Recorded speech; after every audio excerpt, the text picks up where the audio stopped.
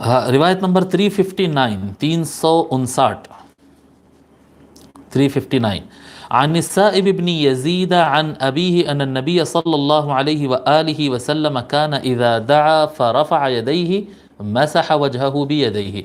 حضرت سائب بن یزید اپنے والد سے روایت کرتے ہیں. حضرت سائب بن یزید کے بارے میں ہم لکھ چکے ہیں لیکن ان کے والد کے بارے میں نہیں لکھے ہیں.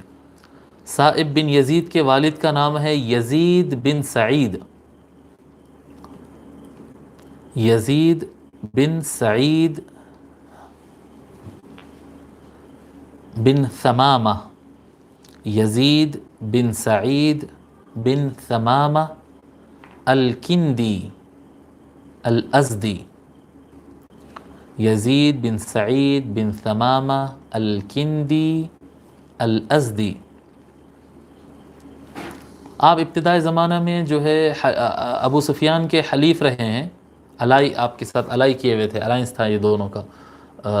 جو ہے قبائل میں الائنس ہوتا تھا نا. مدینے والوں کا الائنس کچھ قبائل کے ساتھ تھا اور مکے والوں کا، جب دونوں کا پاور بڑھ گیا تھا، مکے والوں کا تو بھی تو زیادہ تھا، اسپیشلی صلح الحدیبیہ کے بعد الائنس بن گئے تھے.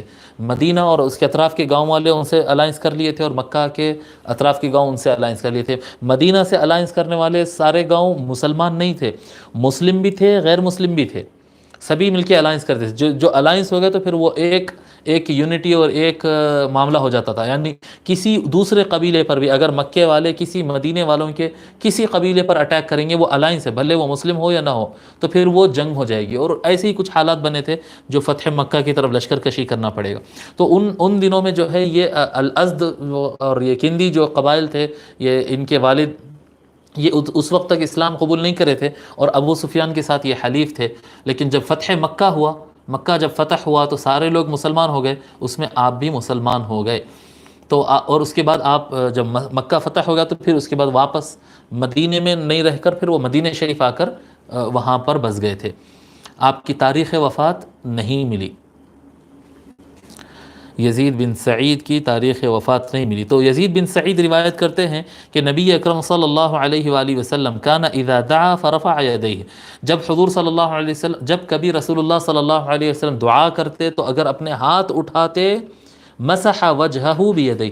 حضور صلی اللہ علیہ وآلہ وسلم کی دعا کے وقت جب کبھی ہاتھ اٹھاتے تو ضرور اپنے چہرے پر اس کو پھیرتے تھے. اس کو امام ابو داود اور احمد بن حنبل اور امام طبرانی نے روایت کیا ہے.